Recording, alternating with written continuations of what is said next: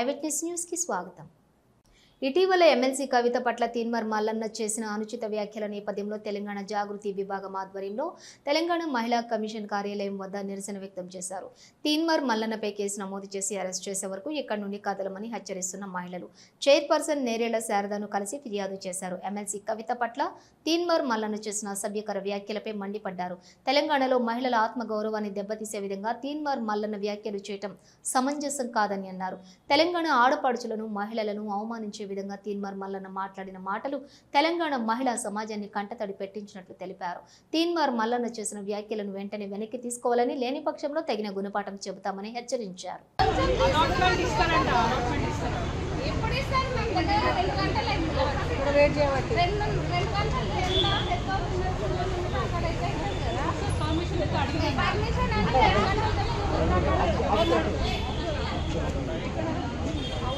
రోడ్ల మీద తిరగనియం. ఆడబిడ్డలం ఎవ్వరు అవసరం లేదు, మేమే ఆడబిడ్డలమే. నేను ఎక్కడికక్కడ అడ్డుకుంటాం. ఏ రోజు కూడా కవితక్క గారు మాకు ఏది దాడులు చేయండి అని కానివ్వండి, మీరు నిరసన తెలపండి అని కానివ్వండి, ఆమె మీద వచ్చిన విమర్శలకి ఎప్పుడు కూడా అక్క చెప్పలేదు.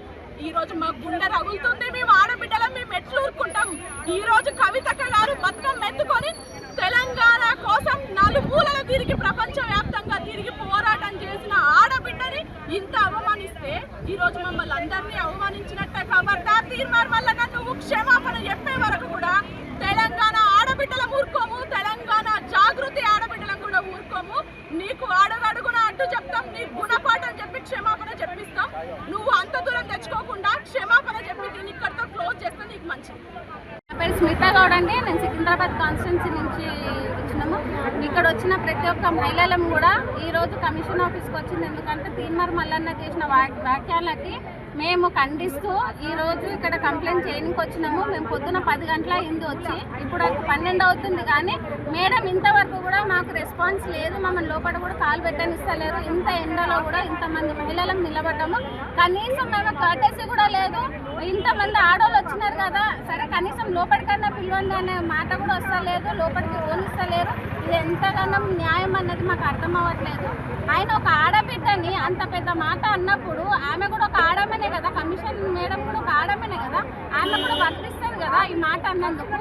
ప్రతి ఒక్కరికి ఇంత మొత్తం దేశం మొత్తం ఎంతమంది ఆడపడుచులు ఉన్నారో అందరికీ వర్తించే మాట అన్నాడు తీన్మార్ మల్లన్న.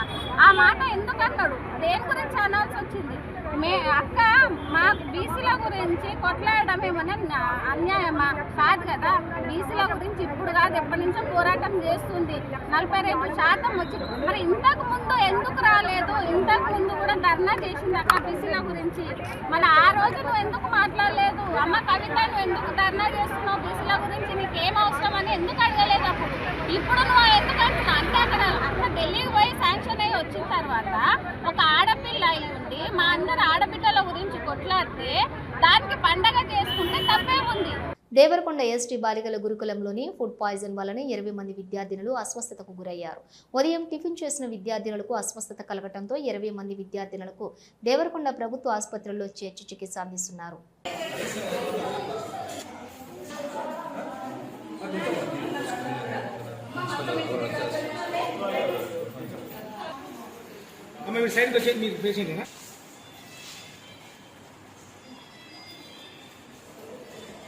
ఏలూరు జిల్లా జంగారెడ్డిగూడెం మండలం లక్కవరం పోలీస్ స్టేషన్ పరిధిలోని ఉన్న దేవులపల్లి గ్రామానికి చెందిన బెజవాడ రమేష్, పెదవేగి మండలం వీరంపాలెం గ్రామానికి చెందిన ఉప్పల గంగోత్రి ఈ నెల 11వ తారీఖు ఏలూరు రిజిస్టర్ ఆఫీసులో వివాహం చేసుకున్నారు. దేవులపల్లిలోని తన కుటుంబంపై అతి దారుణంగా 3 కారుల్లో వచ్చి అమ్మాయి తరపు కుటుంబం విచక్షణ రహితంగా దాడి చేసి వధువు గంగోత్రిని వారు వెంట తెచ్చుకున్నటువంటి కారులో కిడ్నాప్ చేసి తీసుకుని వెళ్లిపోయారు. వధువు బంధువులు అయితే వరుడు కుటుంబంపై దాడి చేసిన ముగ్గురిని కూడా అదుపులోకి తీసుకుని లక్కవరం పోలీస్ స్టేషన్ కి తరలించారు పోలీసులు. నా పిల్లల్ని ఇంటికి వచ్చి 20 మంది అమ్మాయిలు అబ్బాయిలు వాళ్ళందరూ మమ్మల్ని కొట్టి కత్తులు అట్టుకుని నరికేయడానికి వచ్చేసి ఇవన్నీ నరికేసి మా అమ్మల్ని మా అక్కల్ని అందరినీ ఆడ మగాలు లేకుండా ఎక్కడ పడితే అక్కడ టచ్ చేసి ఇష్టాసారంగా వచ్చి లాక్కెళ్ళిపోయి నా పిల్లల్ని లాక్కి వెళ్ళిపోయారు. వాళ్ళందరూ కార్లు వేసుకొని 3 కార్లు వేసుకొచ్చారు. ఎస్ఐ గారు, లేడీ మేడం ఎస్ఐ గారు కూడా. పెళ్లి నిన్న ఈవినింగ్ 4కి అయింది. స్టేషన్కి వస్తే నిన్న కేసు తీసుకోమంటే కేసు తీసుకోలేదు మేడం గారు. డబ్బులు కమ్ముడిపోయారు. నేను చెప్తున్నా, మేము కేసు తీసుకోమంటే మేము కేసు తీసుకోము. అమ్మాయికి 20 సంవత్సరాలు వచ్చినా మైనర్ అప్పుడు మీరు లవ్ చేసుకున్నారు, అప్పుడు 20 సంవత్సరాలు వచ్చినా కేసు తీసుకోరంట. మైనర్ కేసు పెడతారంట 20 సంవత్సరాలు వచ్చినా. అలా ఎలా పెడతారు? నా పిల్ల మీదకి 20 సంవత్సరాలు నా పిల్లానికి. నా పిల్లల్ని అలా ఎలా తీసుకెళ్తారు? నేను లీగల్గా మ్యారేజ్ చేసుకున్నా, వీళ్ళు వెళ్ళి ఇల్లీగల్ చేశారు. కనీసం స్టేషన్ పిలిస్తే ఒక్కడు రాలేదు స్టేషన్కి. ఇల్లీగల్గా మేడం గారు, ఎస్ఐ మేడం గారు కావాలని చేపించారు ఇదంతా. ఆవిడ ఎక్కడున్నా రావాలి. ఇప్పుడు నాకు న్యాయం చేయకపోతే నేను ఎక్కడే మందు దాకా చచ్చిపోతాను. రాజంపేట ప్రభుత్వ ఆసుపత్రిలో బాధితులను మంత్రి బీసీ జనార్దన్ రెడ్డి సోమవారం ఉదయం పరామర్శించారు. తరువాత మంత్రి మాట్లాడుతూ, నిన్న రాత్రి లారీ బోల్తా పడి ఘోర రోడ్డు ప్రమాదం చోటు చేసుకోవడం చాలా బాధాకరం. రోజువారీ కూలీ పనులు చేసుకునే వారు విధి లేని పరిస్థితిలోని ఆ లారీపై ప్రయాణించడం దురదృష్టకరమని అన్నారు. ఈ ప్రమాదంలోని 5 మహిళలు, 4 మగవారు చనిపోయారు. మరో 5 మందికి గాయాలయ్యాయి. ఇక్కడ స్థానికంగా 4 అడ్మిట్ కాగా 4ని కడప రిమ్స్ కు రిఫర్ చేయడం, ఒకరిని కర్నూలు ప్రభుత్వ ఆసుపత్రికి తరలించాం. ఇటువంటి ప్రమాదకర ప్రయాణాలు మంచిది కాదని ప్రభుత్వాలు చెబుతున్నప్పటికీ వారి బతుకు తెరువు కోసం ప్రయాణం చేసిన పరిస్థితి. చనిపోయిన వాళ్ళంతా దాదాపుగా ఒకే కుటుంబానికి చెందిన దగ్గర బంధువులనే విషయం మనసును మరింత కలిచివేస్తోందని అన్నారు. అందరికీ నమస్కారం. ఈరోజు నిన్న రాత్రి 9:30 గంటల ప్రాంతంలో జరిగినటువంటి ఈ ట్రాక్టర్ ప్రమాదంలో జరిగినటువంటి ప్రమాదము చాలా ఘోర ప్రమాదం జరిగింది. చాలా బాధాకరంగా కూడా ఉంది. ఎవరైతే కూలి పనులు చేసుకుంటూ ఈరోజు విధి లేని పరిస్థితుల్లో ట్రాక్టర్ మీద ప్రయాణం చేసి రావడం కూడా దురదృష్టకరము. అదేవిధంగా ఈ యొక్క ప్రమాదంలో మొత్తం 9 మంది చనిపోవడం జరిగింది. అందులో 5 మంది ఆడవారు, 4 మగవారు చనిపోయారు. అట్లనే ఇంకొక 5 మందికి కూడా గాయాలు జరిగాయి. వారిలో ఏదైతే గాయాలు జరిగిన వారు కూడా 4 ఇక్కడ అడ్మిషన్లో ఉన్నారు సార్. ఇక్కడ ఇంకా 4 అడ్మిషన్లో ఉన్నారు. 4 రిమ్స్ కడపకు చేశారు. ఒకరిని కిమ్స్లో, తర్వాత ఒకరిని కర్నూలు హాస్పిటల్కి కూడా పంపించడం జరిగింది. రాజన్న సిరిసిల్ల ఎల్లారెడ్డిపేట మండలం రాగట్లపల్లి శివార్లో చిరుతపులి సంచారం కలకలం రేపింది. చిరుత సంచరించిన ఆనవాళ్లతో స్థానికులు భయాందోళనలో పడ్డారు. గ్రామస్తులు, రైతులు అప్రమత్తంగా ఉండాలని అటవీ శాఖ అధికారులు సూచించారు. అలాగే బాలాపూర్ శివారు ప్రాంతాల్లో చిరుత సంచారం, బాలాపూర్లోని రీసెర్చ్ సెంటర్ ఇమారత్ ప్రాంగణంలోని చిరుతల సంచారం, 2 చిరుతలు సంచరిస్తూ ఉన్నాయి. ప్రజలు అప్రమత్తంగా ఉండాలని హెచ్చరించిన డిఫెన్స్ ఈ రోజు ఒక పులిని పట్టుకున్నారు. డ్యూటీ ఉదర్ దేనే కే బాద్ భీ బోల్తే యే థా క్యా అభి ఇస్ పే మార్కర్ కర్ దూं. ఆ ఓటికెళ్ళి దిగింది ఇట్లా. అక్కడ కూడా పొలంలో దిగింది. గాడ పొలంలో ఇంకా మంచిగా ఆడికెళ్ళి అడుగులు మాయం అయిపోయినాయి. ఇటు వెళ్ళి అటు వెళ్ళి ఇట్లా అట్లేదు.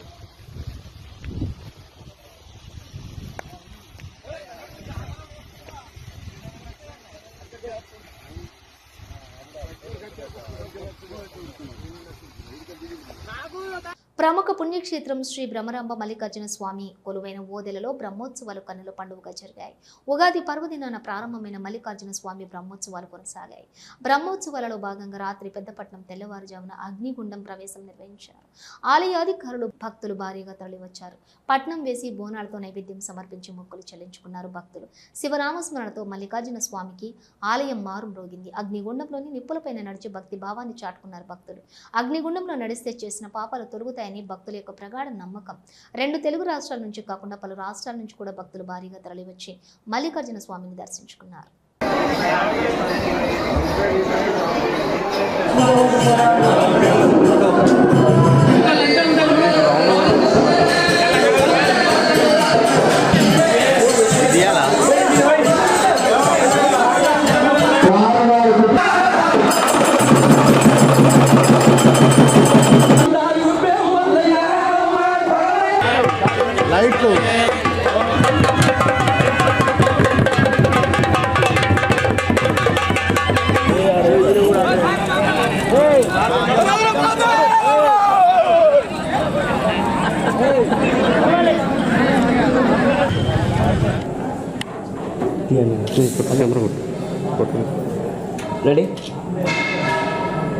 షాబాద్ మండలం పెద్దవేడు గ్రామం పరిధిలోని సర్దార్ నగర్ వ్యవసాయ మార్కెట్ చైర్మన్ పీసరి సురేందర్ రెడ్డి పొలంలో మెగా ఆయిల్ ఫామ్ ప్లాంటేషన్ వ్యవసాయ శాఖ మంత్రి తుమ్మల నాగేశ్వరరావుతో పాటుగా ప్రభుత్వ చీఫ్ విప్ పట్నం మహేందర్ రెడ్డి, చేవెళ్ల ఎమ్మెల్యే కాలే యాదయ్య, రంగారెడ్డి జిల్లా గ్రంథాలయ చైర్మన్ మధుసూదన్ రెడ్డితో కలిసి ఆయిల్ ఫామ్ ప్లాంటేషన్లో మొక్కలను నాటారు.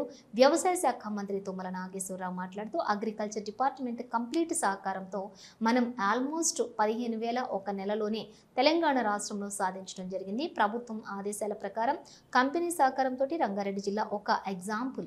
మనకు రైతులు సత్యనారాయణ, సుదర్శన్ రెడ్డి భూమి ఎంత కాస్ట్ ఉన్నా కూడా ఆయిల్ ఫామ్ మొక్కలు నాటారు.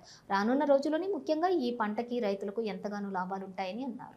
ఫ్యాక్టరీని ఓపెన్ చేస్తున్నాం. అదేవిధంగా ప్రతి జిల్లాలో ముందుగా ఉమ్మడి జిల్లాల్లో ఉన్న 10 జిల్లాల్లో కూడా 10 ఫ్యాక్టరీలు ఈ 2-3 సంవత్సరాల్లోనే పెడతాం. తెలంగాణ మొత్తానికి పరిమితులు తీసుకొచ్చాం.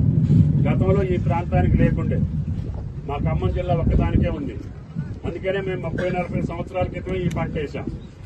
ముందేసిన పంట తీసేసి మళ్ళీ వేసుకుంటున్నారు రైతులు. 40 సంవత్సరాల దాకా మీకు డోకా లేదు. ఇందాక మా డైరెక్టర్ గారు చెప్పారు.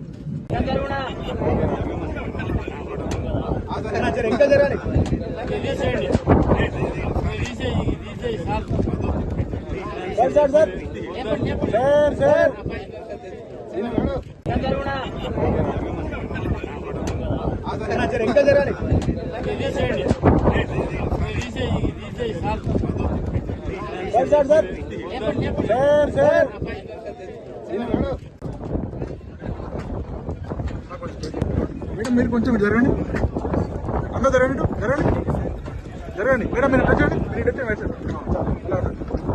రెడీ. గాంధీ భవన్లో మెదక్ ఉమ్మడి జిల్లా కాంగ్రెస్ నాయకుల సమావేశంలో భాగంగా గజ్వేల్ నియోజకవర్గం నాయకుల సమావేశం జరిగింది. మెదక్ జిల్లా పార్టీ వ్యవహారాల ఇన్ఛార్జి మంత్రి పొన్నం ప్రభాకర్ సమావేశానికి అధ్యక్షత వహించారు. పాలేరు నియోజకవర్గం పర్యటనలో భాగంగా వ్యవసాయ పంట పొలాల్లోని మహిళా రైతులతో కలిసి ముచ్చటించిన తెలంగాణ రెవెన్యూ గృహ నిర్మాణం సమాచార శాఖల మంత్రి పొంగిరెడ్డి శ్రీనివాసరెడ్డి మరియు ఖమ్మం జిల్లా కలెక్టర్ రణదీప్ దురిశెట్టి. ఏం మంది వేసినవే చెల్లెమ్మ? 28 రోజులు వాళ్ళు గొర్రె కొడతారు. పిండి అయినట్టుంది. మొదలు రైతుకు వచ్చే పంట ఇదే కదా పెట్టుబడికి. అత్త కదా కోడలకి నువ్వు పెత్తనం ఇయ్యేదే. ఇచ్చినవా లేదా? నువ్వు ఉంచుకున్నావు కొంత. నీకెంతమంది పిల్లలు చెల్లెమ్మ? 2 అమ్మాయి. అదృష్టవంతురాలు. ఏం చదివిస్తున్నావు? పెద్దోళ్ళు అయ్యారు. మరి ఎడబెట్టాం ఏ కాలేజ్ ఏ స్కూల్? మంచిగానే ఉందండి, అన్ని మంచిగానే ఉన్నాయి. సన్న బియ్యం ఇచ్చినాం, ఇందిరమ్మళ్ళు ఎత్తున్నాం, తర్వాత రైతు భరోసా ఇచ్చినాం. 200 యూనిట్లు వస్తుందా నీకు? ఎందుకు? ఎకరమే ఉందండి, ఎకరమే ఉంది, ఎకరం ఉంది. ఎన్నాళ్ళ నుంచి తీసుకుంటున్నావు అక్క? వీళ్ళది భరోసా ఏ కంప్లైంట్ లేదు కదా? ఏమో ఇట్లేదు, ఏది అగ్రికల్చర్ ఆఫీసర్లు కనపడట్లేదు అంటున్నారు. ఏందని అడుగుదామని వచ్చింది. 2-3 రోజులు వస్తుంది. వచ్చిన తర్వాత నాకు ఫోన్ వస్తుంది, నెంబర్ ఇస్తారు. ఇప్పుడు 2 సార్లు కొట్టినవా? ఎందుకు? తిరుమల శ్రీవారిని పలువురు ప్రముఖులు దర్శించుకున్నారు. సోమవారం ఉదయం వీఐపీ విరామ సమయంలో ఎంపీ భైరెడ్డి శబరి, కర్ణాటక మంత్రి లక్ష్మీ హెబ్బల్కర్, మాజీ మంత్రి అవంతి శ్రీనివాసులు వేరువేరుగా కుటుంబ సభ్యులతో కలిసి స్వామివారి సేవలో పాల్గొని మొక్కులు చెల్లించుకున్నారు. దర్శనం అనంతరం ఆలయం రంగనాయకుల మండపంలోని వేద పండితులు వేదాశీర్వచనం అందించగా ఆలయ అధికారులు శ్రీవారి తీర్థప్రసాదాలు అందజేసి పట్టు వస్త్రాలతో సత్కరించారు.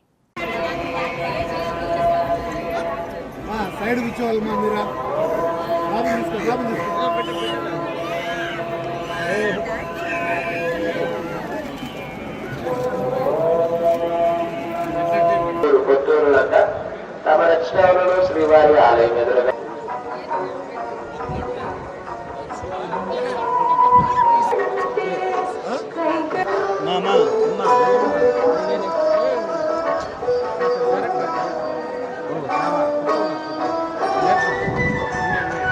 తిరుపతి రైల్వే స్టేషన్లో అగ్ని ప్రమాదం జరిగింది. స్టేషన్లో లూప్లాన్లపై ఆగి ఉన్నటువంటి రాయలసీమ షిరిడి ఎక్స్ప్రెస్ రైళ్లలో అకస్మాత్తుగా మంటలు చెలరేగాయి.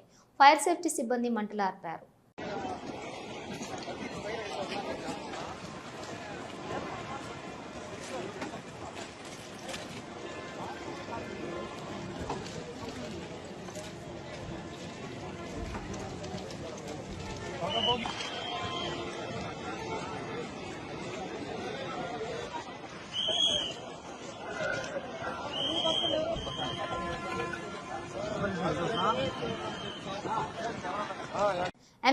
మంత్రిగా కేంద్ర మంత్రిగా పనిచేసిన విజయనగర రాజు పూసపాటి అశోక్ గజపతి రాజుకు మరో గౌరవం దక్కింది. ఆయనకు గోవా గవర్నర్గా నియమిస్తూ రాష్ట్రపతి ద్రౌపది ముర్ము ఉత్తర్వులను జారీ చేశారు. మత్తుముట్టల పని పడుతున్నారు ఈగల్ టీం అని అన్నారు హోమ్ మినిస్టర్ వంగల్పూడి అనిత. 5 ఏళ్ల పాటు Jagan Reddy and criminal gang రాష్ట్రంపై వదిలి వెళ్లినటువంటి గంజాయి భూతం నిర్మూలనకు ఏడాది కాలంగా శక్తి వంచన లేకుండా పనిచేసి ఫలితాలు చూపిస్తున్నారు ఈగల్ టీం వారిని అభినందించారు హోమ్ మినిస్టర్. టీమ్స్ ఏర్పాటు చేసుకోవడం దగ్గర నుంచి ఈరోజు ఈగల్ టీం పరిస్థితి ఎలా ఉందంటే, ఇందాక నేను మాట్లాడుతుంటే చెప్తున్నారు, అందులో ఉన్న ఒక కానిస్టేబుల్ కూడా ఈరోజు మాట్లాడాలి అనుకుంటే మొత్తం టీంలో వాళ్ళు ఏం పని చేస్తున్నారు మొత్తం అంతా కూడా ఒక మోటివేషన్ ఇవ్వడానికి ఒక 20 minutes ఒక కానిస్టేబుల్ కూడా డైరెక్ట్గా మాట్లాడగలరు. అంటే ఈరోజు జనరల్గా ఉన్న పోలీస్ కూడా ఏదైనా కంప్లైంట్ పెట్టాలంటే ఈగల్కి పనిచేస్తున్న కానిస్టేబుల్ ఫోన్ చేసి మేము ఏ యాక్ట్లు పెట్టచ్చు, మేము ఏంటి ఏ రకంగా మేము దీన్ని ప్రొసీడ్ అవ్వచ్చు అని అడిగే పొజిషన్కి ఈరోజు చేస్తుంది. అంటే ఈగల్లోనే 3 టాస్క్ ఫోర్స్ కేంద్రాలుగా పెట్టుకున్నాం. ఒకటి వైజాగ్, విజయవాడ అండ్ రాజమండ్రి. వైజాగ్ అక్కడ కూడా మనం ప్రత్యేకంగా టీంని ఏర్పాటు చేసుకొని ఏదైతే మనకి ఏజెన్సీ నుంచి వస్తుందో గాంజాయి వస్తుంది సరఫరా అవుతుంది అనుకున్న ప్లేస్ని కొన్ని హాట్స్పాట్లు గుర్తించాం. ఈ విషయం కూడా ఇక్కడ మీకు ఒక విషయం కూడా చెప్పాలి. మేము అధికారంలోకి వచ్చిన నాటికి ఇంచుమించు మల్టిపుల్ వేస్ ఉన్న ఏజెన్సీ నుంచి కిందకు వచ్చే వేస్, కానీ ఎన్ని చెక్ పోస్టులు ఉన్నాయా అని ఆ రోజు అడిగితే 4 చెక్ పోస్టులు ఉన్నాయండి అన్నారు. ఆ 4 చెక్ పోస్టుల దగ్గర కనీసం సీసీ కెమెరాస్ ఉన్నాయా అంటే సీసీ కెమెరాస్ లేవండి అన్నారు. అంటే అటువంటి పొజిషన్ నుంచి ఈరోజు చాలా వేరే సెక్టార్స్లో సీసీ కెమెరాస్ ఏర్పాటు చేసుకోవటం, చెక్ పోస్టులు ఏర్పాటు చేసుకోవటం, ఎక్కడి నుంచైనా వస్తుంది గాంజా వస్తుందంటే ఇన్ఫర్మేషన్ మనం తీసుకోవటం, ఇమీడియట్గా దాన్ని పట్టుకొని వాళ్ళందరికీ కూడా కేసులు పెట్టడం. ఇవి బులెటిన్.